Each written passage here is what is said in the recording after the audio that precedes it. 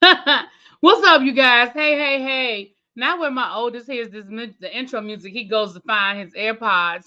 Your AirPods. Hey, everybody. Hey, hey, hey, you guys. Here I come. I'm here. I'm here. I'm here. Happy afternoon. Happy New Year. Or good afternoon, I should say. Happy New Year. You know, it's always that debate at the beginning of the year. How long do you say Happy New Year, right? Because I'm pretty certain that most of you guys that are here, I have already said that too. But in case I did not, Happy New Year to you all. So, real quick, some housekeeping before we get into this, and we got a lot to get into. First of all, y'all know that there's going to be a lot of information that's going to be coming up as it relates to JE and all of the allegations and things of that nature. Now, the reason why I'm going to say JE is because we have to be very careful in how we talk about this subject, because the video that I did the other night on Jeff was not monetized. So, although I do want to continue to bring you guys the information that I have, I also want to make sure that I'm going to be compensated for my time.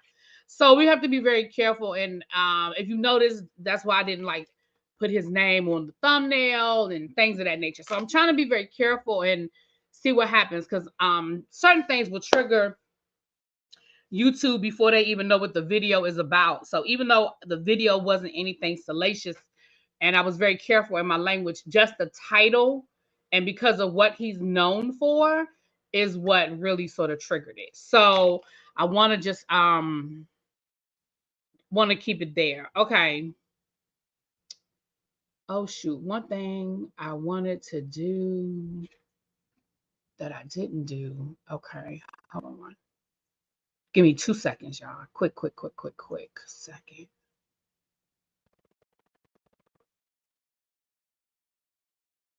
Okay.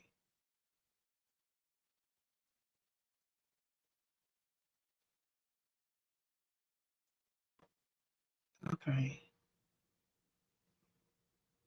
I don't want to use that one. Okay.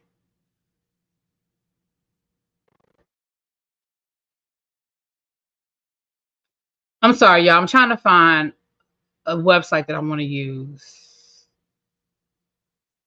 All right. I'm going to use that one. No, shoot. I want to use this one. Okay. Sorry about that. Sorry about the delay.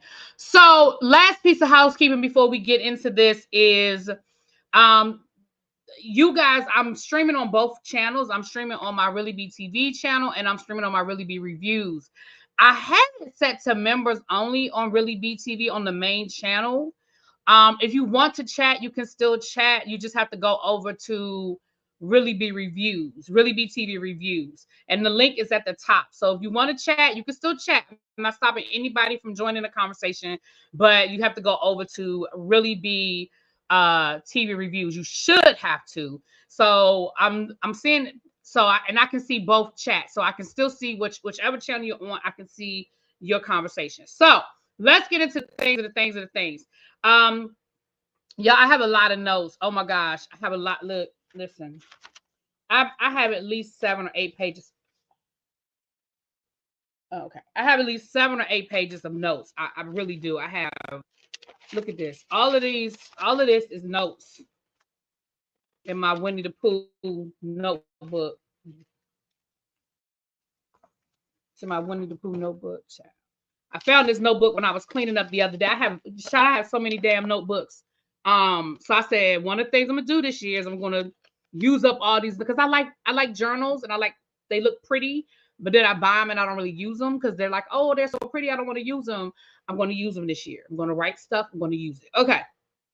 So first of all, thank you guys for everybody. Thank you, Amir, for you were a member before, so thank you for rejoining.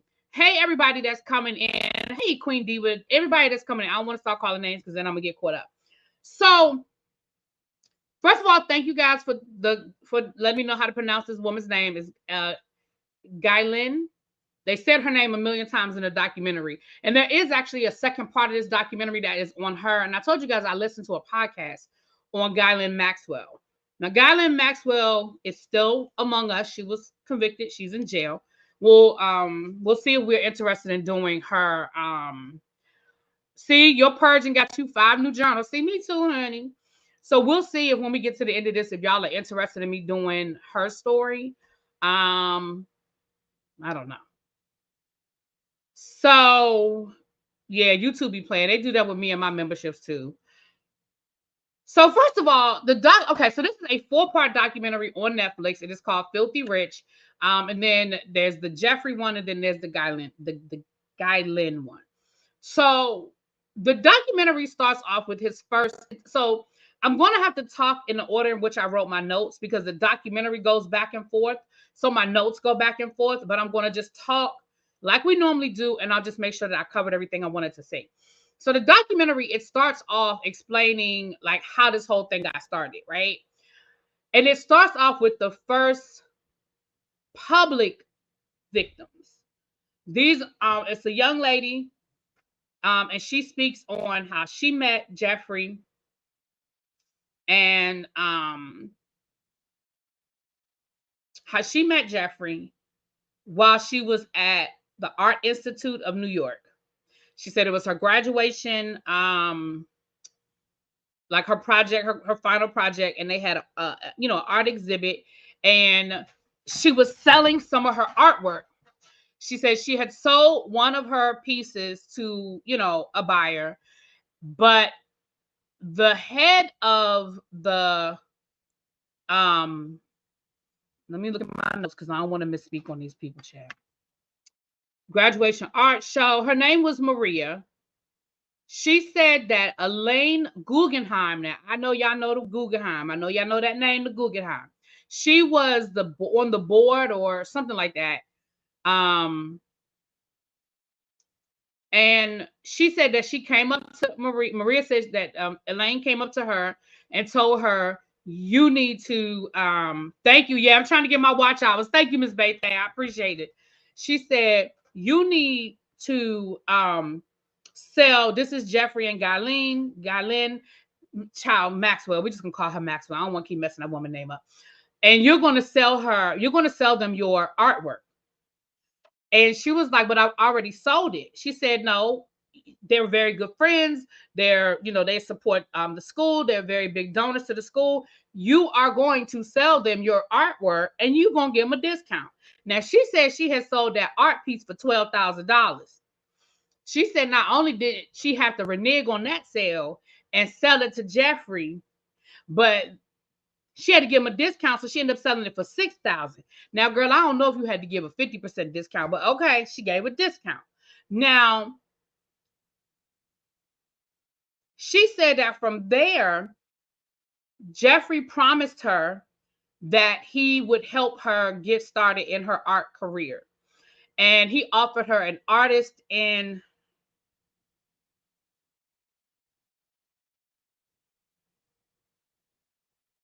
what is it called? An artist in waiting position. Like basically like she was like going to be he was going to pay her to continue to do her artwork.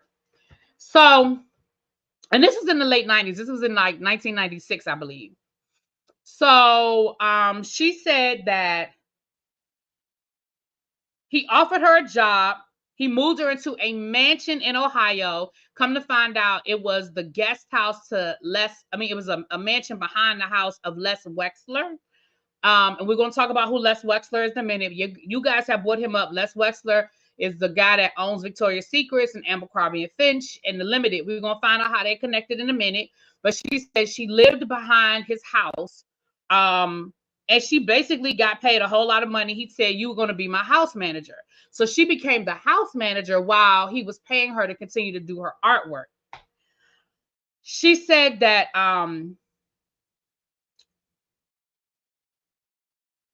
in this process, she said that him and GM Galen would come to the house and visit. And she said that on one particular visit, I want to be clear. See, y'all, this is what happens when I watch four episodes at one time because dates and stuff start getting a little thrown off for me. So I'm going to apologize. I'm going by my notes, but I'm not going to lie to y'all. It's blending together. In this process, though, she said that they showed up at the house and they violated her. She said that she also had her sister. They came out to LA where she was, with her sister, and they offered her sister. This is before they violated her, I believe. They offered her sister opportunity to go to Spain to study abroad because she said she wanted to be a translator, and so they said we're gonna giving them opportunity to go over to Spain and study abroad and give her, this great opportunity. And again, this she said, well, look, this is what he's done for me. He's got me living in this mansion. He's paying me to do my artwork. It never occurred to her that it would be something different for her sister, or wouldn't be what she thought it was going to be. So they sent her sister went to New Mexico to his compound in New Mexico, and under the guise that this was an orientation for all of the students who were participating in this program, because they sold it like it was a program. It wasn't a one-on-one thing. They sold it like it was a program. Her sister was going to be a part of this program where she was going to study in Spain, and she was going to get all of this experience in translation and stuff like that. So when her sister got to New Mexico, she was the only one there. She was underage because obviously she was still in high school, and she was violated. Listen, for the purposes of this video, I'm not going to get into the details. When I say violated, you just have to take it there. If y'all want to know more details, go watch the documentary. It's on Netflix. I'm not going to go deeper than when I say they were violated. And let me be honest, in some cases, it wasn't full on RAPE. In some cases, the victims said that it was SA. But when I say violated, it just know they were violated, okay? And she was underage, so it doesn't matter. She wasn't of consent. Whatever it was a violation. So, of course, she said she felt guilty because she didn't find out. Of course, her sister didn't tell her immediately. So her sister was violated before she was, because when she got violated, then she went back to her sister and said, wait a minute. This is what happened to me. What happened to you when you went to New Mexico? And then her sister opened up and told her the story. So I don't want people to think, oh, well, she set her sister up, even though it's going to be a victim later on that did set her sister up, but we'll get there, child. We'll get there. But she didn't set her sister up. She had not been violated when her sister had this opportunity. Now, her sister did go overseas and get this wonderful education that they promised her. Okay. Now, here is the pattern of Jeffrey Epstein. So these were the first two victims. They did file a police report. They went to the police. Well, it actually went to the FBI because it had crossed state lines, because it had happened.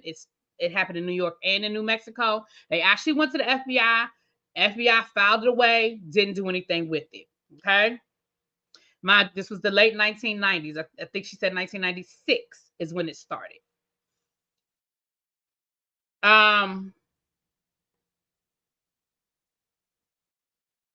Artist in waiting. That's what it was. Artist in waiting. So the thing about Jeffrey Epstein is that he starts off, or according to his victims, it starts off with massages. Everything is a massage, right? That's how they were luring the girls. When we get to Florida in a minute, that's how they were luring a lot of these young girls, because they said, hey, it's this rich guy. He'll pay you $200 just to give him a massage. And so for a lot of, we're going to talk about, when we've been talking about grooming these last couple of weeks, we're about to talk about some grooming. Oh, cross-country cruiser. Before we get done, you're going to be mad at everybody. You're going to be mad at the FBI. We're going to be mad at them all. So it was always massage. Well, just give me a massage or a foot rub. So the young lady who was the artist, she said that's how it started with her. That Guyleen asked about giving a massage. Like, well, can you give him a massage? Can you rub his feet? And she said from there is where it springboards into the next thing. She said that after she was violated, I'm going to be honest with you. I had a little bit of a question about this. I felt I ain't gonna lie to y'all. After I heard this first part, I felt a little weird, and I was like, "Ooh, where we going with this?" But the artist, the woman that's an artist, a lot of her artwork she deals in nudes. She does a lot of tasteful sexual work, and she said that she would use her younger sisters as her models. So I was confusion because I was like, so she said she would take these pictures and use her younger sisters as her models. And she said that the next day after Jeffrey and Ghislaine left the house, she found out that some of those pictures were missing. So I wrote in my notes, nudity question mark. So I was a little weirded out that she would use her underage sisters as, because then I was like, so did you have child PORN? Like, I was confusion. I ain't gonna lie. And I feel like that might be why the FBI maybe didn't move. Like, I don't know. Because that sounds like you could have been charged with a crime. I was confusion. I'm not gonna lie. But I kept going because I love y'all. I kept going. So she said no one from the FBI ever followed up with her. Nobody from the FBI ever called her. But she said when she called the NYPD, they told her because it had crossed state lines into New Mexico, she had to go to the FBI. And she said she filed a report with the FBI, but the FBI never got back to her. Now, she did file a report with the FBI because we're going to get to that later, but that report does come back up later on. Okay.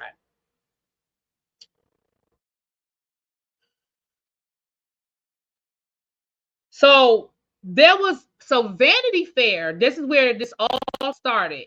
Thank you, Just Patches. Baby, listen, it's a long way to go. I'm telling you, baby, got a long way to go. So, Vanity Fair was actually writing an article. They were writing an article on Jeffrey Epstein and Ghislaine and their business, right? It was supposed to be a article about their business, their business situation. But of course, then they got a wind of this story about this artist and her sister, and they were trying to go down that road. So the editor was like, let's go, let's do it. Like, oh my goodness, like we done stumbled into something. Forget about that article about the business. Let's talk about what's going on with these two sisters. But then all of a sudden she said that the editor that's over the whole Vanity Fair magazine was like, yeah, no, we're not doing that story. And then she was pregnant at the time, and she said she was outright threatened. Like, Jeffrey Epstein's people straight up called her and was like, yeah, it'll be a really bad thing if something happened to you and your babies. Then she said that her editor that said, let's go with the story, she said that he found a dead kitten on his front step, on his front door, and a bullet. Now, this is what they said had happened back in 1996 down to the Vanity Fair. And she said Vanity Fair then said, yeah, we're not running with this story. Nope, that's a wrap. Next the story. We ain't talking about it. They said they didn't have enough corroborating evidence to move forward with the story. They didn't have enough witnesses to move forward with the story. Now, that's what they had said.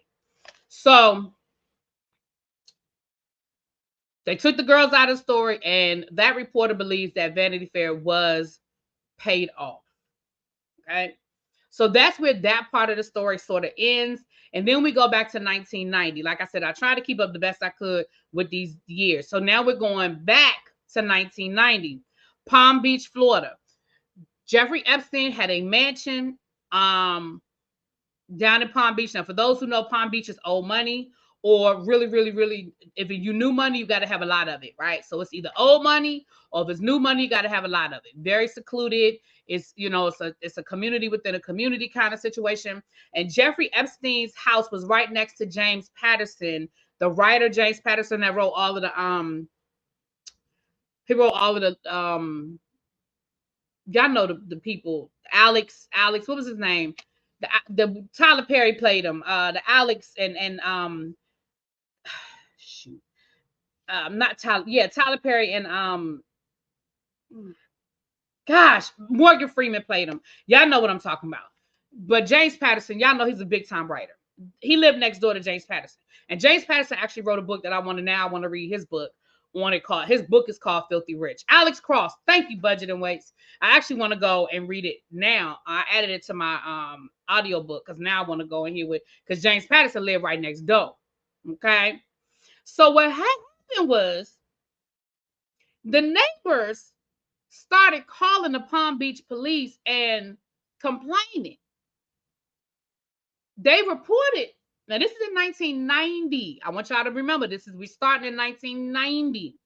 The neighbors started calling and saying, listen, we're noticing it's a bunch of girls coming in and out of this man's house. Something's going on here. Too much. Yeah, I know how the neighbors are when you in certain neighborhoods. They was like, what's this? All these people coming in and out, in and out. So the police went by. Of course, they did what they did. You know, they knocked on the door. Hey, what's going on here? They said, oh, you know, those are just people, you know, they're people that work for us, you know, just workers, basically. It didn't really go anywhere until a woman called about her stepdaughter being missing. She said that my stepdaughter didn't come home last night. And when she came home, she told me the story of her spending the night at this rich man's house on the island, on, you know, Palm Beach. And he gave her $200 for a massage, because she said that her and the daughter got into this big argument. They got into this huge fight. And when she asked her, where you get this money from? Y'all know back in the day, parents used to ask questions. Let me tell you something. I know I'm going left.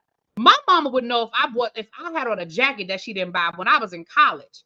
I said, I don't even live with you no more. How you know this? How do you know that this don't belong to me? And she was saying, whose jacket is that? So, you know, back in the day when parents used to ask questions and used to be in your business. So she knew that her daughter had come home with some money, a whole lot of money. Because, you know, this is $200 for a high school student and I ain't give it to you. Where you get that money from, ma'am? And so she told her stepmother the story of, you know, she was at this rich guy's house and he paid her $200 to massage her. Now, the stepmama called the police and said, listen, I need to come and file a police report. So her daughter was 14 years old. Well, stepdaughter. I only was saying stepdaughter because they kept saying stepdaughter, but clearly she gave a damn about this girl.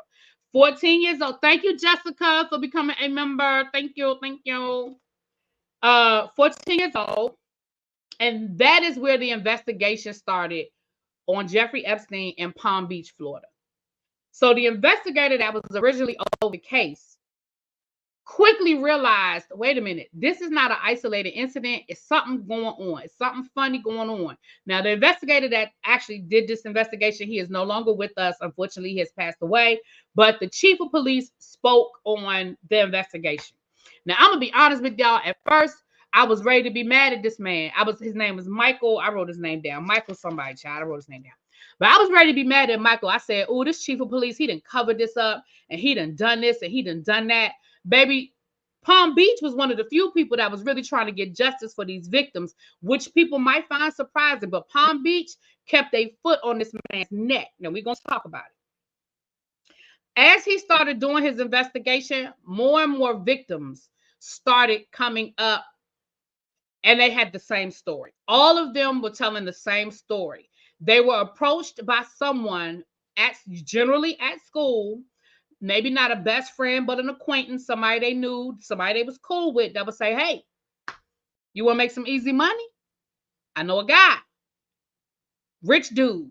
He'll pay you $200 to give him a massage.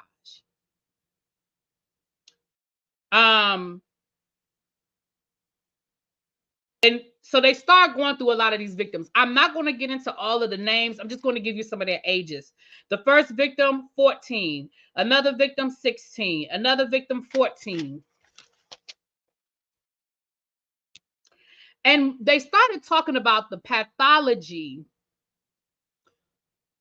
of being a victim. And we talk about grooming. And we talk about how predators can identify. And a lot of these girls came from broken homes. A lot of these girls came from poor neighborhoods, poor environments. And a lot of these girls had already been violated. One girl told the story about how she watched her father and her stepmother unalive her stepbrother right in front of her face. Another girl talked about the fact that she lived a great middle class life until her mama got addicted to drugs, and then she was sort of kind of out there to fend for herself because her mother was an addict. Another girl talked about her being RAPE'd right before she went into high school and how that sort of, affected her. So a lot of these young ladies had already been victimized, and so a lot of them spoke to the fact that when it happened again, it almost didn't. I don't want to say it didn't affect them, because of course it affected them, but it was like, well, it happened to me before and nobody cared, nobody did anything, so it's happening to me again. At least this time I'm getting something out of it. At least this time I'm making some money, right? I know I'm not saying that makes it okay, you guys. I'm just telling you the path, and I understood what they were saying. We also see that this begins. The investigators started realizing that this was a whole Ponzi scheme, because what happened was one of the girls told the story of, and I say girls, young ladies, women, told the story of, and it all started as a massage, right? It was a massage. And one of the young ladies, when he tried to move it from a massage to other things, she told him no. She said, absolutely not. I came here to give you a massage, and I'm not doing it. And he said, okay, that's cool. But do you have any friends that might be interested in making $200? And she says that she lives with a lot of guilt, because she did refer. This is the one who watched her father and stepmother unalive her stepbrother. She said, I didn't have any money. I was broke. And he was offering me $200 a pop. And so, yes, she said that she probably referred over 24 girls to him. And I was like, 24 girls at $200 a pop. I mean, for a high school student, $5,000-$6,000, because he might have added a little this, more here, there. $5,000-$6,000 to a high school student who was literally damn near living on the streets in 1992, 91, in that round time. I mean, again, I'm not saying that makes it okay, but we definitely can understand the lore, right? And again, you're preying on people who need it. You're preying on people who not eating, who are sleeping on couches, who are dealing with substance abuse in their family or in foster care or things like that. And all of these young ladies are being recruited where? At school, which means that 90% of them, 99% of them were under 18. Now, it's important for me to say Florida's age of consent is 18. So it doesn't matter if any of these girls willingly, and I put that in air quotes, it doesn't matter if any of these young ladies willingly went down there and were willing participants. Again, I'm putting that in air quotes. They were under the age of consent, which means that they can't give consent, which means that they were violated. Okay? Based on the law, you can't give consent. If you're under 18, you were violated. So the investigators built up enough evidence to be able to get a search warrant. Now, they said they tried their best to be as quiet as possible because, of course, he is rich, he is powerful, and they didn't want him to get wind that they were investigating him. But when they showed up at his house, now let's be clear, they didn't get a search warrant for his house until 2005. They were doing this investigation. They said they were investigating him for 10 years. Why it took 10 years? Again, you have to go back to the documentary. Well, why it took 10 years? I don't know, but it took them 10 years. They finally got a search warrant in 2005. They went into his house in 2005, and they found like a lot of nude artwork, and they found the massage room. They found artwork. They found proof that the young ladies were telling the truth based on the way the girls describe things and all that stuff. They found out that it was true. However, there was really not a lot of evidence. Like computers were gone. They sold plugs and stuff for computers, but the computers and stuff were gone. And they said clearly he had been tipped off. Clearly he had been tipped off. No computers or videos, even though there were video cameras all over the house. They didn't find any evidence of any tapes. So they said he obviously was tipped off. I want to make sure I have all my notes before I flip over. Okay. Now, they did find proof because they started going through his garbage and stuff like that. So, like, for example, they said they found a report card that belonged to one of the victims. Like, they found her report card. So clearly, if somebody in the house found a report card, they know somebody there is in high school. They found something else that belonged to one of the girls that again connected them. No, I'm sorry. The age of consent in Florida is, yeah, okay, I got it. Anyway, okay. So then we sort of flip to Virginia. Virginia Roberts is the juggernaut in this story. Virginia Roberts is the lawsuit that is connecting all of this with the documents for this list that we're waiting to find out. So let me say this. Virginia Roberts was 16 years old. She was working at Mar-a-Lago. Does Mar-a-Lago sound familiar to anyone? She was working at Mar-a-Lago and she was trying to become a massage therapist. She was approached by Ghislaine Maxwell and said, "Hey, I got a guy who's interested in having a private masseuse. He'll help you get your training. He'll help you get what you need to become a licensed massage therapist. Why don't you come and work for him? He's going to pay you, blah, blah, blah." So she went to go work for J.E. With that being said, Virginia Roberts, her last name is not Roberts anymore. She's gotten married, so it's like her, but we're just gonna say Virginia Roberts because she's identified as Roberts for the majority of this. They go back and forth, but we'll say Roberts. Virginia is the young lady that's connected to Prince Andrew. Virginia is the lawsuit that we are waiting for those names to come tumbling out. And so that's why I keep saying, you guys don't get caught up in a lot of these names that are coming out. They have already gotten the flight manifest. Now they've had to sue and subpoena, but a lot of those names are people that they know were on the plane. Now, Jeffrey Epstein had a Boeing 747. And what I mean, if you don't know what a Boeing 747 is, that is those full, like if you've ever flown somewhere and you've been on a 747, that's a couple of hundred people. Okay, we're not talking about them little private jets we see the celebrities in that might hold 10, 12 people. No. We're talking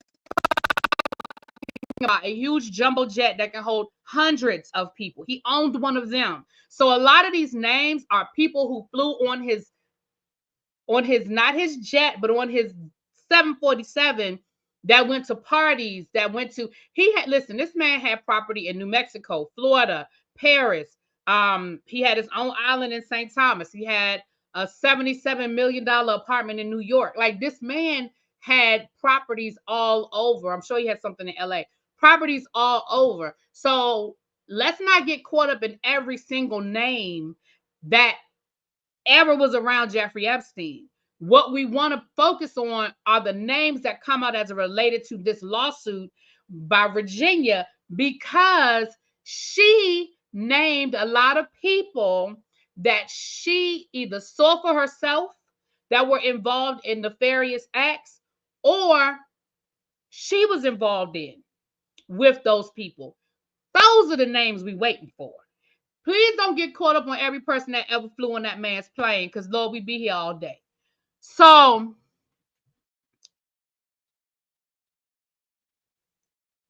She's the one that's connected to Prince Andrew, and we'll get to that in a few minutes. So she comes into the documentary. This is episode 2. So she comes in on episode 2. She said, okay, so they asked her to become his traveling masseuse. She said the first time, what's up, Don Don? Hey, boo. She said the first time she went to give Jeffrey a massage, it turned into a threesome with her and Guyleen. Remember what I told you guys before, that a lot of these women had already been violated. A lot of these women were already victims. She is one of them. She had already had a traumatic experience before any of this happened. She said she woke up the next day and her attitude was, I'm just going to pretend like that didn't happen.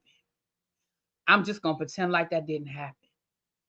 And they basically, from that point forward, she became his personal assistant. Now, she never speaks on whether she helped recruit. And I don't mean she did or she didn't. Thank you, Cup Star. Tracy, let me know who it is. Let me know who it is. Thank you for gifting that membership. Thank you, my love. So I can't say for certain because I didn't read the court document. So I don't know. Hey, Nay. I don't know if she ever. Thank you, Kim. Oh, thank you, Kim, for becoming a member, my love. Thank you so much. So I can't remember. I'm being honest with you guys. I'm not going to sit here and say I can't remember whether she ever spoke to being someone that helped recruit, but she probably did. Let's just call a thing a thing. A lot of these women, I told you, it was a whole pyramid scheme, and a lot of these women recruited, but they were also victims. They were victims as well. So she was a victim. She ended up working for Jeff for years. She worked as his personal assistant, and she traveled with him. She said some of those times she was with him, there was nothing sexual. Nothing occurred, and then other times, it went down. She also spoke about how she was then trafficked out to other men. And again, this is the lawsuit. She said that she was trafficked out to other politicians, other businessmen, other celebrities. Her words, not mine. Chef Don, congrats. Chef Don got it. Congrats, Chef Don. Congrats, my love. Guy Lane. Okay, Guy Lane. All right.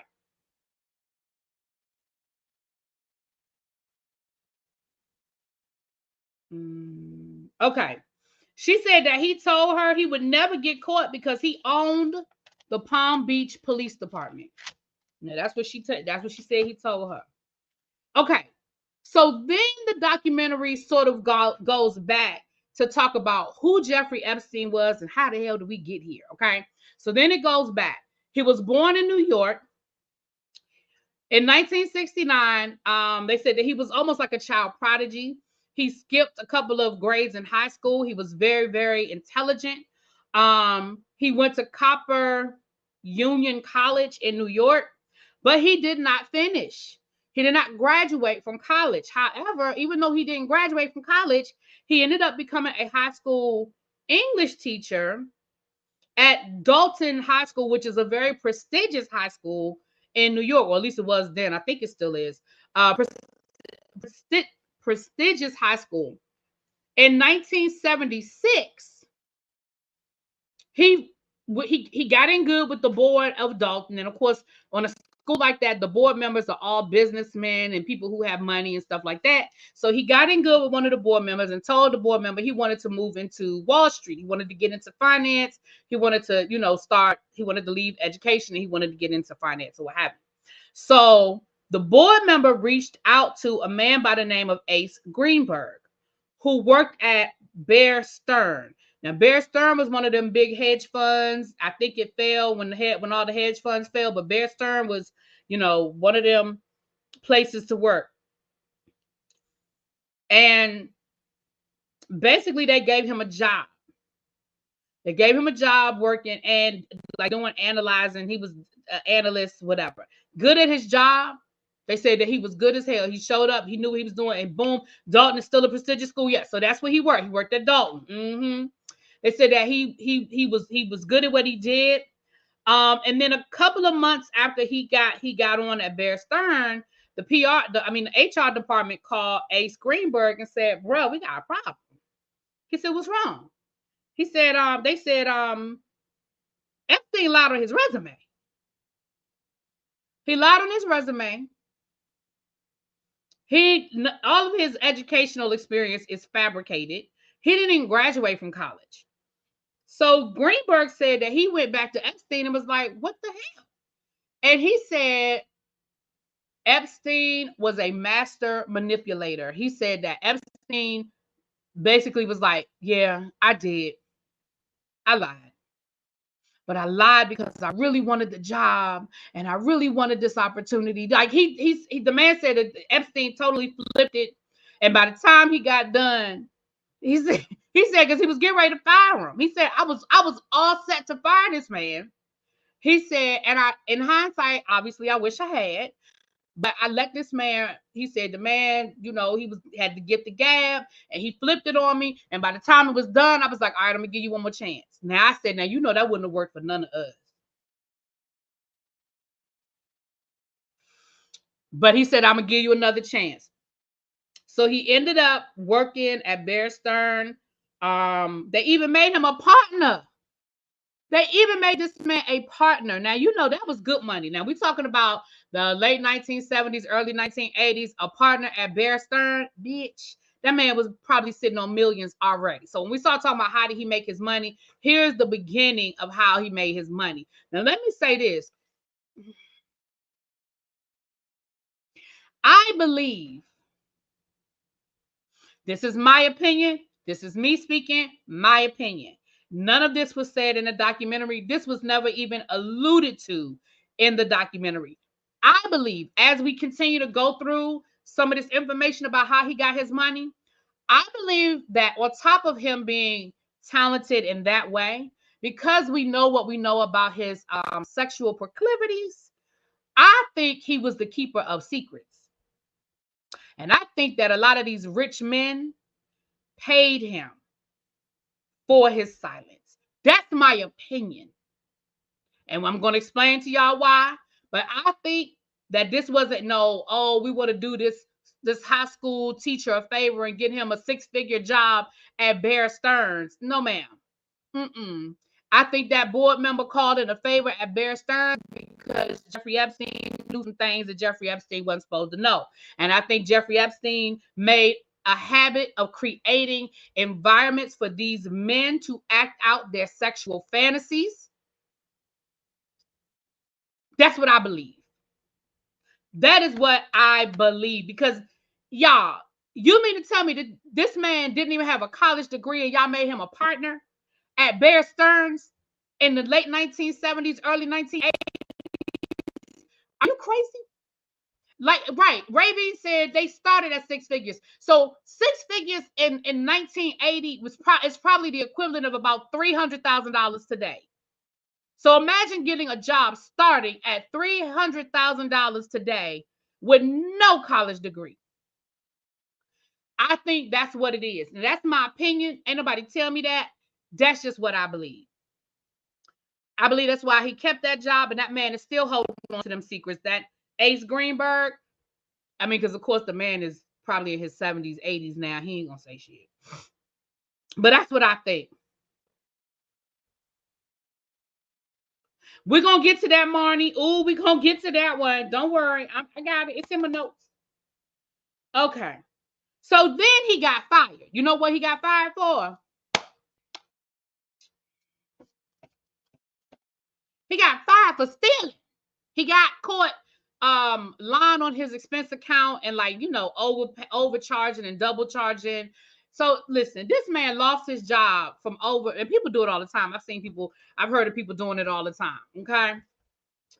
Okay, so we're gonna get back to that in a minute because then the documentary jumped back to Palm Beach. Again, it goes back and forth, and I gotta follow my notes so that I can keep up with what I wrote, so it'll make sense. But we're gonna get back to that. We're gonna get to Lex Wexler in a minute. So hold on, y'all. We're gonna get there. So Because we're back down in Palm Beach. We're back down in Palm Beach. Because the brevity of the case, they had so many victims, and they got the search warrant, but they knew they were sort of in over their head. The Palm Beach Police Department, they felt like they were over their head a little bit, so they referred the case to the state attorney. And at the time, the state's attorney was a man by the name of Alex. I don't know why I can't find his name now. Y'all know his name. We're going to get to him in a second. We're going to get back to him in a second. Why I can't find Alex Acosta. I don't know why I couldn't find his name. Alex Acosta. Okay.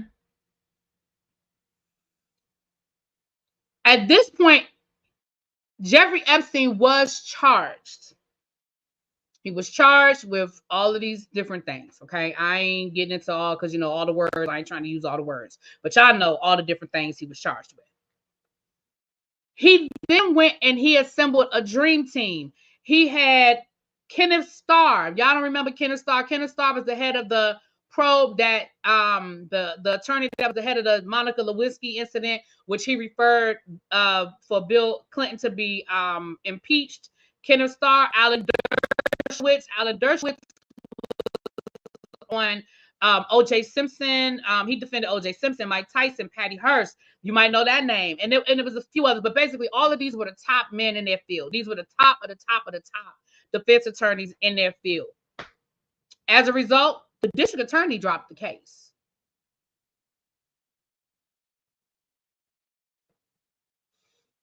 They dropped the case down to one count of prostitution. They had over 20 underage victims, but they dropped all of his charges down to one count of prostitution.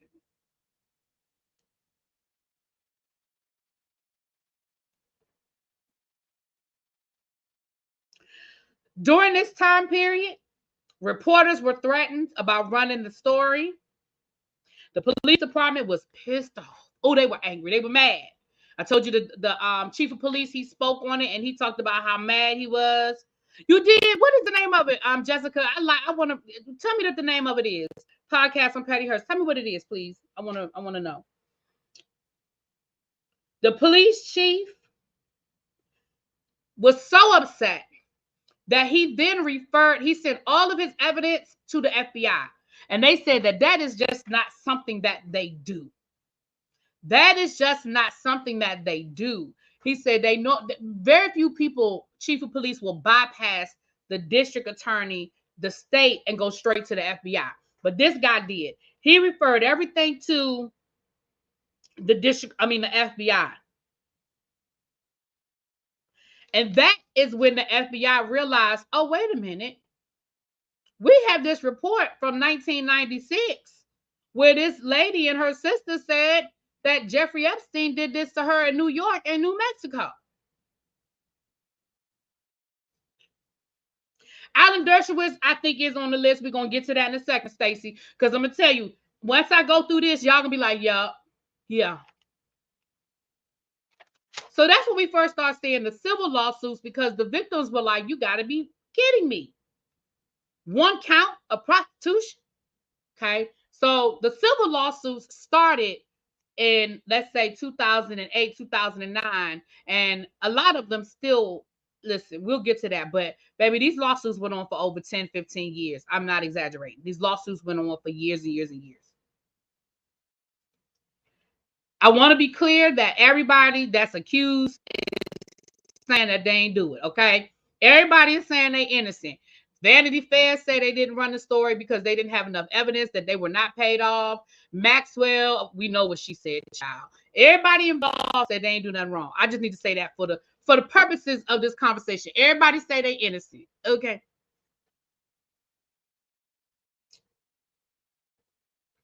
Okay. So Brad Edwards was the attorney for he's one of the attorneys for the survivors. So he was interviewed and he spoke on his experience. He talked about how his family was threatened and how they would have investigators literally parked in front of his house, just sitting there.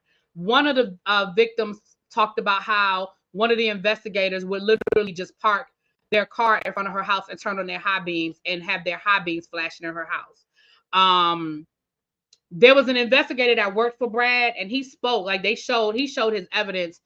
There were pictures of him taking pictures of the investigator, of Jeffrey Epstein's investigator, and the investigator taking pictures of him. They were just taking pictures of each other. Footage, they were following them, all kinds of stuff. A couple of the survivors that were a part of the lawsuit, they had to go into hiding. It was just a mess. Okay.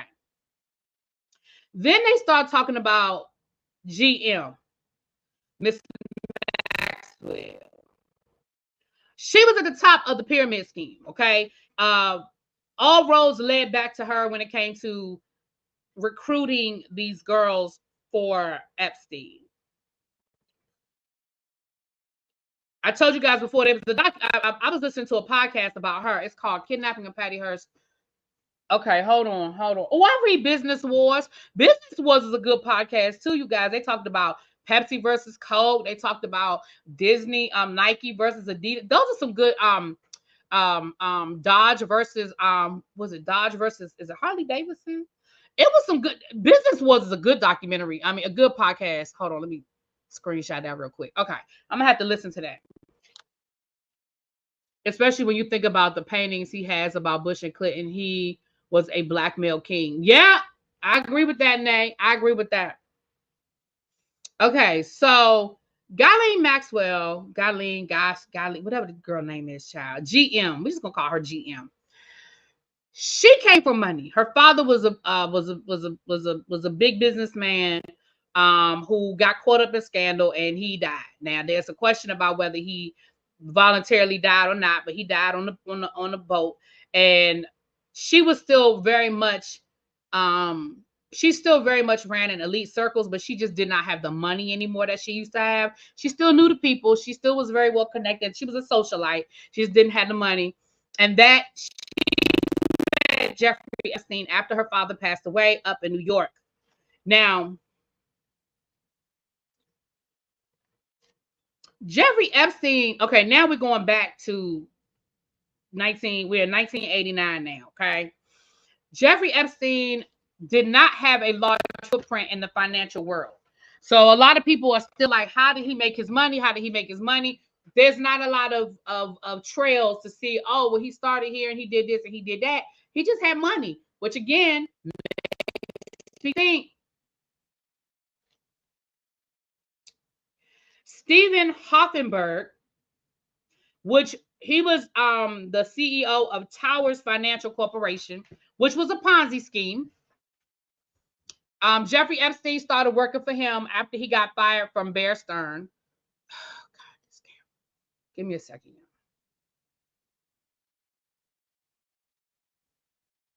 After he got fired from Bear Stearns, he started working for Towers Financial Corporation. Now, Stephen Hoffenberg, he's very open. He said, listen, it was a Ponzi scheme. I was the head of the Ponzi scheme.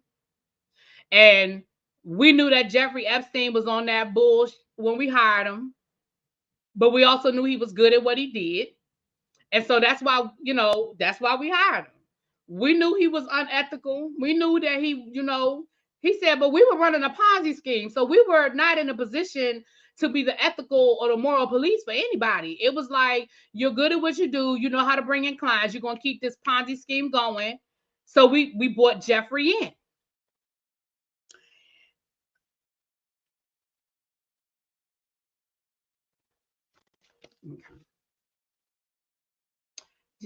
He said that Jeffrey became his partner in crime. He said Jeffrey was again good at what he did. When the Ponzi scheme was unveiled, Stephen said that he never flipped on Jeffrey because Jeffrey basically alluded to him that he was connected in the FBI. And he said, listen, they offered me a pretty good deal. And I didn't want to rock the boat and flip on Jeff and talk about what Jeffrey's part of it and what all he did and didn't do, because the way he made me feel was that if I flipped on him, the government would take my deal back. And I got a pretty good deal. So he said, I just took it. I just took the deal. I took the time, and Jeffrey basically walked away clean. Again, I say, sir, I just believe that he knew more about you than what the police knew about you. And you was like, I deal with that. I take that one. I take that deal because I don't want that one coming out. Because again, it didn't even make no sense to me when he said it. So because he alluded to the fact that he was connected to the FBI, you were afraid that they would take your deal away if you told them that Jeffrey was involved when he clearly was involved. If he was your right-hand man and he was the head, I think he was the head of one of the divisions, his name had to be all up and through the paperwork. Like they probably just needed you to testify and corroborate since you were at the top of the barrel. But that's why you ain't flipped. I said, keeper of the secrets. Keeper of the secrets. Now he said that during this time, Jeffrey also has started working with Lex Wexler. He said that the timeline overlapped. He started working for Lex Wexler a few years before the Ponzi scheme collapsed. He started working for him in 1986. And he said that after he went to jail, after the Ponzi scheme collapsed, Les Wexler invested millions and millions of dollars into Epstein. Now, what he invested them in, I don't know. He never says. He didn't say he started a business. He didn't say. He just said invested millions of dollars. Again, keeper of the news. Of the secrets. At one point in time, Epstein was Les Wexler's power of attorney. And as power of attorney, he bought and sold multiple stock on his behalf, like, multiple hundreds of thousands of stock on his behalf. Some even referred to Jeffrey as Wexler's boyfriend.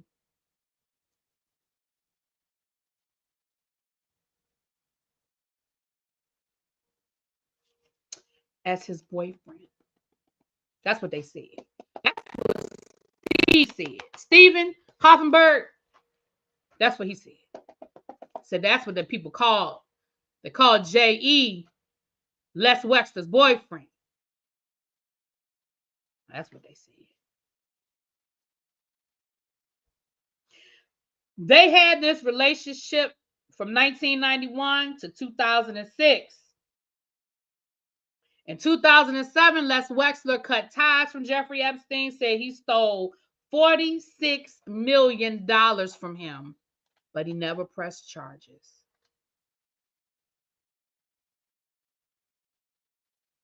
I'm going to say that again. In 2007,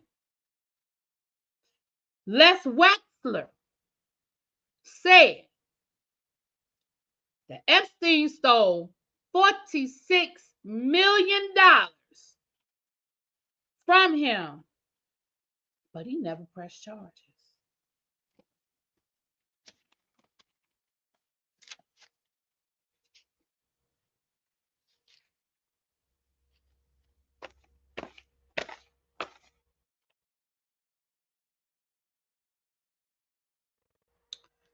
So we found out about another victim in California in 1997. They talked about how Epstein used his connections to Wexler to lure in victims. So it was a young lady who told her story about he met her and he told her he could get her into Victoria's Secrets, get her to be a Victoria's Secrets model. Remember in the late 1990s, Victoria's Secrets was the top of the line. Y'all know everybody and their cousin was trying to be a what they call them, the angels, the wings, the angel wings, the Victoria's Secret angel's child.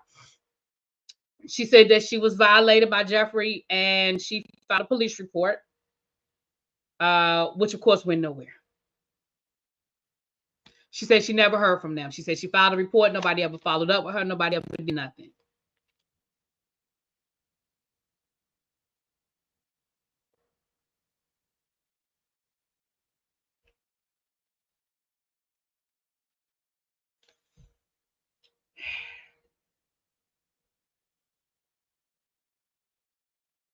Investigators, the investigator for the attorney, he found over 50 girls that were willing to give their statement.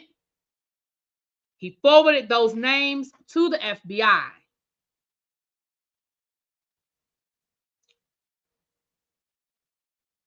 Remember, at this point, the Florida Attorney General, aka Alex Acosta, it was up to him whether to move forward with these charges at this time. Now, remember, at this point, this investigation has been going on for multiple years. They have literally over 50 victims, most of which were underage when the violation took place. There is all of them are giving testimony.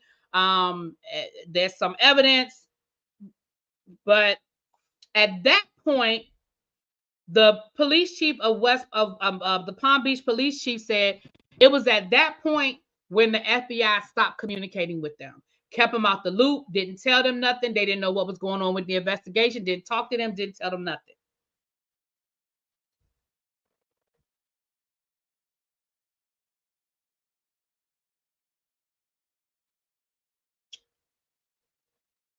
One of the FBI agents, a woman by the name of Nesby,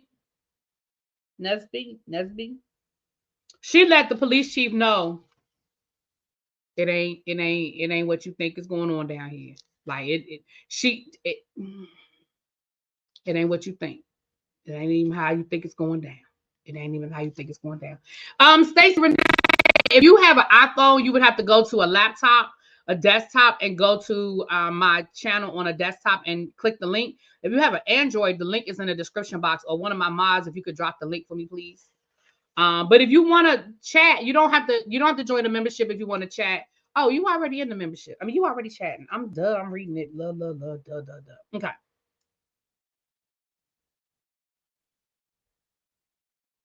So all of a sudden, one day, the police weren't notified. The attorneys for the victims were not notified. All of a sudden, the media shows up at the courthouse. Jeffrey shows up with his attorneys, and they are pushed through security to get up to the courtroom to find out that a deal has been struck. Jeffrey agrees to plead guilty to that one count of prostitution. He is sentenced to 18 months in prison. And of course, he has to pay some fines, which, that ain't shit. He bloop, bloop, bloop.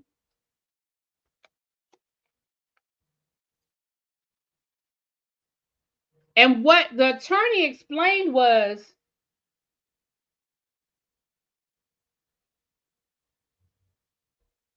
what the attorney explained was, by that being done that way, what it did was it turned the victims into it turned the way it turned them into prostitutes, basically. They went from being victims to, they were just prostitutes. He was soliciting prostitution. These weren't young girls who had been tricked and manipulated and violated. Now they were sex workers, because he pled guilty to prostitution, not trafficking, not this, not that, right? And so, of course, that pissed everybody off, because they were like, first of all, the victims didn't even get a chance to become a part of the conversation. They were not interviewed. They were not spoken to. They were not given an opportunity to tell their story. The attorneys were not notified. Hell, the police weren't even notified. This was done in a back room, and this is the deal that was struck.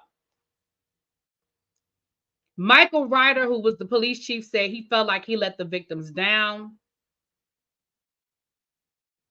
So let me explain to y'all what was now. This is the agreement that was negotiated between Alex Acosta's office and Alan Dershowitz and the rest of the attorneys for JE. He was given immunity for any other state. He was given immunity for any other state. for any future crimes, as well as all of his co-conspirators, named and unnamed. So he got immunity for himself, for GM, and any of his other co-conspirators. That is what was in this agreement.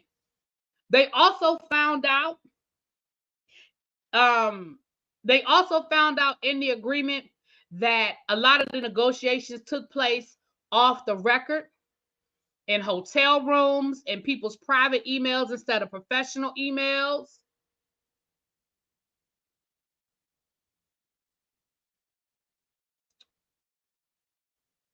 And then come to find out that Epstein did an interview where he said he was upset because he thought he could have gotten a better deal.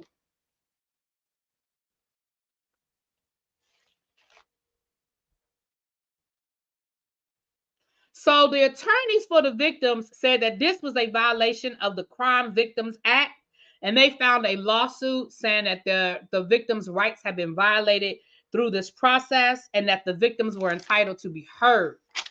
We almost done, y'all. I told y'all we had a lot. We almost done. We got 1, 2. We have 2 more pages of notes left, front and back, but we almost done. Okay. This was clearly a conspiracy between the government and the lawyers for Epstein.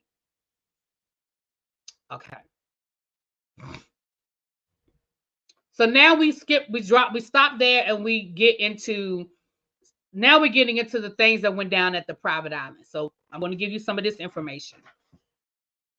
So they speak to one of the victims and she talks about being invited. Again, Epstein, she was an artist. She was a fashion designer, or an aspiring fashion designer. Epstein said he would help her get into the Fashion Institute. Is a Fashion Technology Institute. You know, the big school up in New York that everybody goes to that wants to get into fashion design. He would help her get into there. And then she was invited to the private island on the private plane. And she said, look, I never had nothing like that before. She said, I'd never been invited to a Caribbean island, much less, on a private plane. She said, so yeah, I was with it. Yeah, I was with it. So she got on the plane. She said, I knew I was in trouble when on the flight, because the to the Virgin Islands is right outside of St. Thomas. His island is about 10 minutes from St. Thomas. So St. James, not St. James. Not St. Thomas, St. James. The locals called it Orgy Island.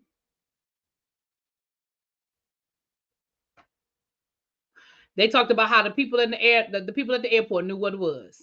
I said, I guess they did. Anyway, she said she knew she was in trouble because on the flight, on the private plane, on the way to the island, Jeffrey Epstein was having sex in front of everybody with some woman on the plane. She said that's when I knew I had made a mistake. But at that point, you flying to a private island. You're on a plane. Where you going? So unfortunately, while she was on the island, she was violated. Then we talked to one of the employees, a man, FIT, thank you. A man by the name of Steve Scully. He worked on the island. He worked with the infrastructure, like the Wi-Fi and that kind of stuff. And he talked about all of the important people that came through the island. And he said, listen, it wasn't just girls there. And he said, I saw Bill Clinton. I saw Prince Andrew. I saw this person. I saw that person on the island. He said, I'm not saying that I saw. He said, I ain't saying I saw them do anything. I didn't see them in any sort of compromising position, but I did see them on the island. He spoke about how he saw women in various forms of dress. No, let me rewind that. He said he didn't see Bill Clinton do anything. He gonna tell the story about Prince Andrew. He said he didn't see Bill Clinton doing anything that he shouldn't have been doing. But he was on the island, even though Bill Clinton swears he was never on that island. Steve Scully said, you lying, bro. You were there because I saw you. My eyes saw you on the island. So I know you was there. He said, but I didn't say I saw him doing anything, but he was there. So then Right. We're gonna get to that, Marty. Marty, you jumping ahead of me, girl. You over there Googling, but you right, you right. So um he said what made him finally quit was he said he was talking to somebody who knew what it was and asked him, why do you work here? Like, why do you work for him? And he said, I mean, the money, like he pays good, it's good money, you know. He said, do you have any children? And Steve was like, yeah, I have two daughters. She said, the person said, how old are your daughters? And he said, you know, I think he said 15 and 13. He said, would you let your daughters come to this island? And Steve said he had to think about it and was like, no, I wouldn't let my daughters come to this island. He said he quit the next day. Now that's his story. I ain't saying it's true or false. I'm just saying that's his story. Um,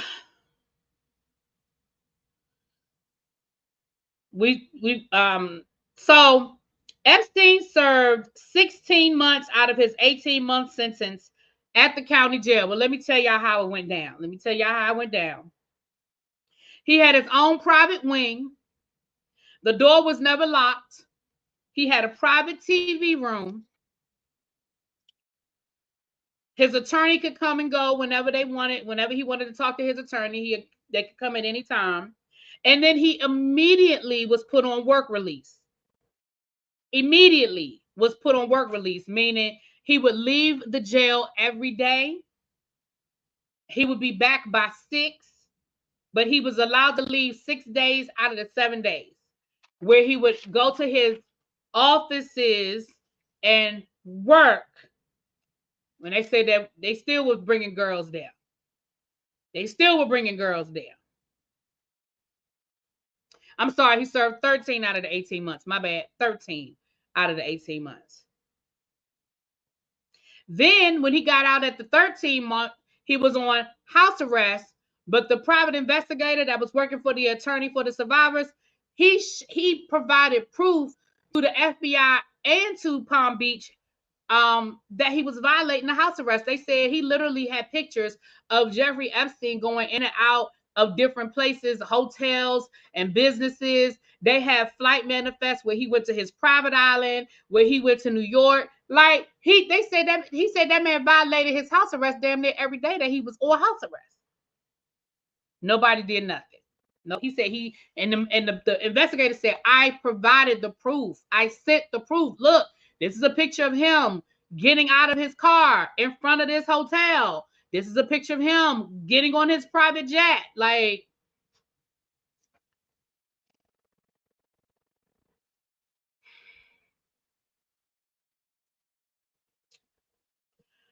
of course, Harvey Weinstein name came up. Allegedly, there was a situation with one of the victims where Harvey Weinstein and Jeffrey Epstein and her sister. Then after his probation was over, child, they said he had a big old, not in the documentary, correct? Not in the documentary. Then he had a big old celebrity party in New York once his probation was over. And of course, the who's who of everybody was there. You know, the who's who was there. They said after this happened, he became a philanthropist where he started giving away a lot of money, which basically brought his way back into the circles that has sort of, you know, kind of shunned away from him a little bit. They said he gave away over $40 million and brought his way back into certain social circles. Okay. Then we get Virginia Roberts. Now, Virginia Roberts, again, is the lawsuit that's connected to this list that we're all waiting for. Virginia Roberts is the one that was working for Mar-a-Lago when she was 17 years old. She was approached by JM and said, hey, you want to be, you know, we'll get you your license as a masseuse. She said that's when she was lured into a threesome and she stayed on. She said she had been a victim of abuse before and, you know, she stayed, right? We're not judging. We're just telling the story. She stayed. So she said that a few years passed. She said she did some great thing. She was able to work on some great things, but of course, the abuse did continue. She talked about working with Bill Clinton and Chris Tucker and Kevin Spacey on his HIV initiative and going to South Africa. She said nothing nefarious happened with any of those people. Nothing sexual happened with any of those people. However, the abuse did continue with Epstein and GM. She said one day Maxwell came to her and said, "Hey, girl, we need to talk to you." And she said, she was like, "What's up?" She said, "What's going on?" And GM said to her, "Look, me and Jeff want to have a baby. We want you to carry the baby. And once you deliver the baby, we want you to sign over your parental rights. It's going to be our child. We just need you to carry it." She said that is when she knew she said that was the last straw for her. She knew she had to get away. So she told GM, she said, "Listen, you guys promised me my certificate. You guys promised me that y'all would make sure that I became a licensed massage therapist. So before I agree to carry a baby, I want my certificate." So she said that JE gave her a plane ticket to Thailand so she could go over there and learn how to do, the authentic Thai massages. And she said while she was in Thailand, that's when she made her escape. She fell in love with some dude. They got married, and she now lives in Australia. And she said that's how she finally got away, is that, her husband got her out of there and they went to Australia. And she said that for her, having her baby is what made her say, I have to speak up. I have to say something. And that is when she initiated her lawsuit. Now, she tells the story about Prince Andrew. She said one day they were in London hanging out. She met the prince. She was like, "Oh my gosh, oh my goodness, that is Prince Andrew." She said, they went to the club and they were dancing. And she said when they went back to GM's apartment that night, she said it was one of them little Kodak, portable Kodak cameras. And she asked to take a picture with the prince. She said, "Oh my goodness, you got to take a picture of me with the prince." She said she wasn't thinking about it being anything more, but just, "You got to take a picture of me with the prince." She said they took the picture. And she said right after that picture is when he violated her, the prince. When that picture is the picture that she used as part of her evidence. Of course, Prince Andrew denied everything. The Queen, the Buckingham Palace denied everything when her lawsuit came out. But Steve Scully, the guy from the island, he said that when he saw her picture, he remembered Prince Andrew on the island dancing with old girl on her down by the pool, and the girl was topless. So he said, "Now I can't say that she did anything against her will, but I can say that I saw them in a compromising position down to the private island," which Andrew claims he was never at as well. So again, I keep telling you guys this. This is what brings us to this list that we're waiting for. Now, what the funniest part, because there's nothing funny about this documentary, baby, but the funniest part of this documentary was Alan Dershowitz, who is or was the attorney for JE, because she also says that Alan Dershowitz is one of the people that she was trafficked to, right? She said that she slept with one of his with him, right? She said that's one of the people that JE made her sleep with, Alan Dershowitz. Baby, Alan Dershowitz said again, if there was any part that was funny, it was this part. None of this documentary was funny, but baby, this part was hilarious because I laughed out loud. He said, "I have never slept with that woman. And he's doing just like this with his finger. He said, "She's never looked me in my face and she's never accused me. She put it on paper, but she's never said it to my face." He said, "I was never ever with her." He said, "Even when I was underage, I was never with an underage woman. I have never been with a woman that was underage, and I've never been with her." He said, "And I challenge her. I challenge her to look you guys dead in your face and say that Alan Dershowitz violated her. I challenge her to say that because she's never been able to say it verbally. She only put it on paper because she knows it's a lie. I challenge her to tell you guys that I ever did it, right? This is just how he said it. He's pointing at the camera. He mad as hell, right? Why in the very next clip,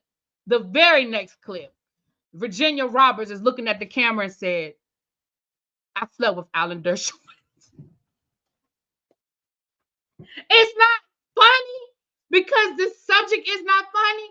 But baby, he went off on this whole tangent about how she won't look him dead in his face and how she won't call his name. And he said, I challenge her to tell y'all, baby, in the very next clip, she's looking dead at that camera, said, I was trafficked to Alan Dershowitz. She went through the whole thing. I said, well, sir, you probably shouldn't have done that. Because let's be clear, even if she lying, she gonna say it. She put it in, they showed the court document where she literally put it in a court document. She literally put it in a court. You think she won't say it verbally? She sued you, sir. Now he sued her back. Now they sued each other because he sued her for defamation and she sued him for violating her, So they sued each other, child. So this is where the documentary gets into the Me Too movement. The Me Too movement absolutely positively encouraged a lot of these victims to come forward. We remember the whole Me Too movement, hashtag Me Too. We know Harvey Weinstein went down, which of course was a trigger for some of these women because Harvey Weinstein, Jeffrey Epstein allegedly ran together and did things together with some of these victims. And so it absolutely triggered. We see during this time period, Alex Acosta becomes the labor secretary under Donald Trump. In 2018, the Miami Herald wrote an expose on Alex Acosta's handling of Jeffrey Epstein and that whole plea agreement that was made. And he was questioned during his confirmation hearings. But y'all remember how things was going down in the Trump days, baby. All them people was being approved no matter what they had in their past. So they showed all of that.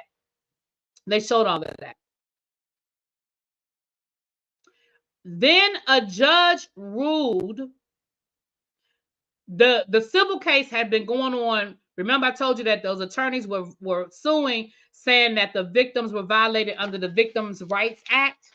Well, then a judge ruled on the down in Miami. A judge ruled that yes, Alan Acosta did violate, and the FBI,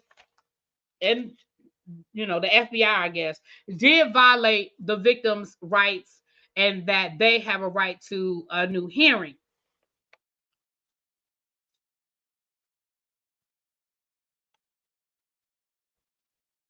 She said the judge said that the federal government failed to protect the victims and were even misled by was misled by Alan Acosta and the government.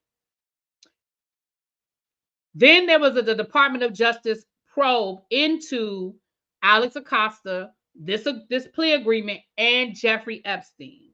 Now, while all of this was going on, New York was now building a case against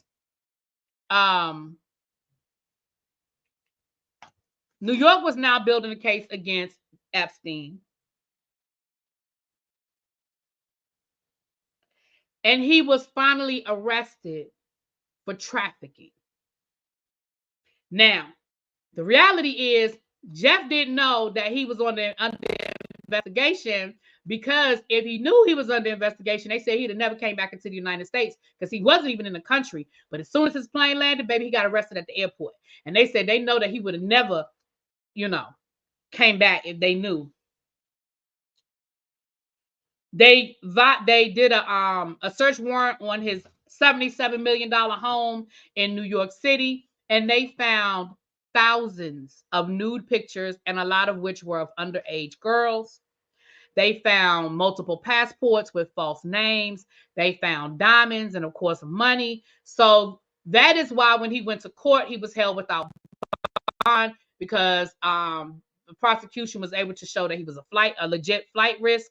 So he was held without bond. And again, more and more victims are now coming out. More and more victims are now speaking out Alex Acosta. First, he did a press conference defending himself, saying basically, based on the information we had at the time, that's what we did. But then he did have to come out and he had to resign, child. He had to resign. Then we get to his untimely death. Now, there's a lot of controversy over what happened, how it happened. A lot of people don't believe that he unalived himself. A lot of people don't believe. A lot of people believe that that he he was unalived. Fought that it was a setup that he was killed. Um, his brother actually did a private autopsy. His brother, Jeffrey Epstein's brother, did an autopsy because he did not believe that he unalived himself. So he did an autopsy, and the autopsy revealed that it was unlikely that the way in which his neck bone, they got real technical, but they said it was unlikely that the way in which his neck bone was crushed was done by him. They said it's unlikely. They ain't say but beyond a shadow of a doubt, but they said highly, highly unlikely. Now that's what the private autopsy's conclusion was. Now I ain't say I personally think that it was a hit. I don't think he did it to himself because I think his level of arrogance. I don't think he believed that the road was over for him. I think with the amount of secrets that he held, I don't think that he thought it was over. I definitely think he thought it was looking bleak, but I don't think he believed that it was over. That's my opinion. That's my opinion. I personally think it was a hit. They said that the guards were asleep, the cameras were down. Child, bye. The guards were asleep and the cameras didn't work. Child. Um, but 3 days, 3 days before his death. Now, this is what makes people think that he did. It was that he did unalive him. So, because 3 days before his death, he set up his will, or he changed his will, and he set up his will to say that upon his death, all of his money was to be routed to the Virgin Islands. And y'all know over there in the islands, y'all know how the money system is over there. His estate was valued at $577 million when he died. And because of what he did with the money, the way he willed his money to go over to the Virgin Islands upon his death, it made it harder for the victims to get justice in their civil cases. Not impossible, but it's made it a lot harder. And of course, they talked about, the attorney said this was basically one final FU to his victims, because even in death, he's basically still, I don't want to say screwing them, but even in his death, they're still not able to collect. Now that documentary was made 2 years ago, 3 years ago. So I don't know where the progression is now. I don't know if they've been paid now. I don't know where they are now, but that's the progression of it. Y'all.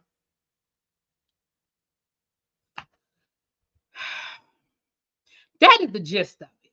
So Virginia Roberts is the one that in her lawsuit, those are the records that are going to be unsealed.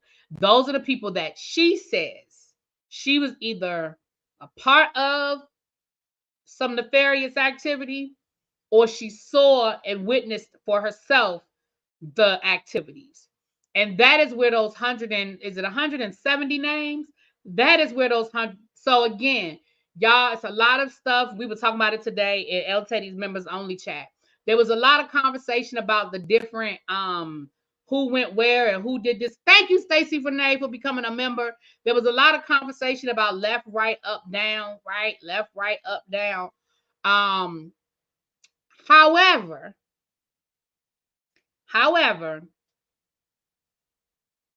at the end of the day,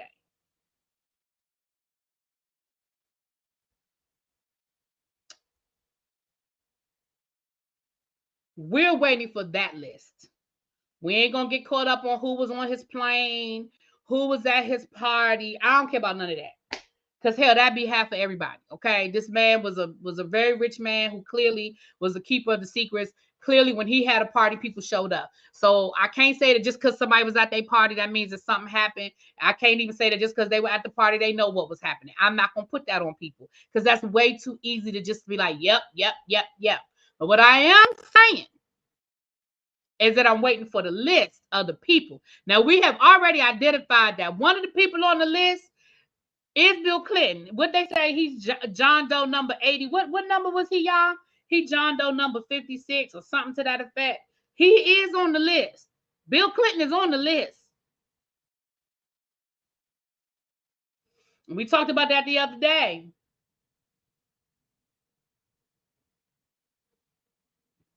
Bill Clinton was on the list. Now, what Tracy also, number 36, thanks, Nay. Now, what Tracy said the other in the group chat, which is a valid point too, is all 180 of those names also were not a part of the nefariousness. Some of them are law enforcement whose names were a part of the investigation. So even once the list comes out, we've got to be clear in what role they played. Y'all understand what I'm saying? We have to be clear in what role they play. So we don't want to be reckless with that either.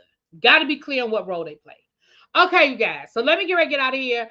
I'm gonna eat me some dinner. I haven't eaten yet. If I can, if I'm up to it, we're gonna have a regular tribe meeting. If I'm not up to it, Nay, I need to call you. But if we're up to it, we'll have a regular tribe meeting in about an hour. But if not, I will see y'all tomorrow. But I think because I got a couple other things I do. I'm gonna talk about Fucky Daniva. I'm not gonna do a separate video on the TD Jakes. We do have an update on the TD Jakes, but I'm not doing a separate video on TD Jakes. Super Scent, child, we got an update to that story. It was a few other things that happened that I wanted to talk about. So we may just have a quick try. I got to do my memberships for the month of January. So we may do just a quick one in about an hour or so, but I'm gonna cook me some dinner first to see how I'm feeling right now. Right now I'm hungry. So I don't know how I'm gonna feel till I eat. Thank y'all for being here. Thank you everybody who became a member. Thank you everybody who subscribed to the Really Be TV reviews channel. Again, I'm separating my channels and I'm moving my reviews to that channel. So I'm trying to get it monetized. I need watch hours and I need subscribers. So thank you guys so much. Okay. And I will see you guys maybe in about an hour or so. Okay. Talk to y'all later. Peace.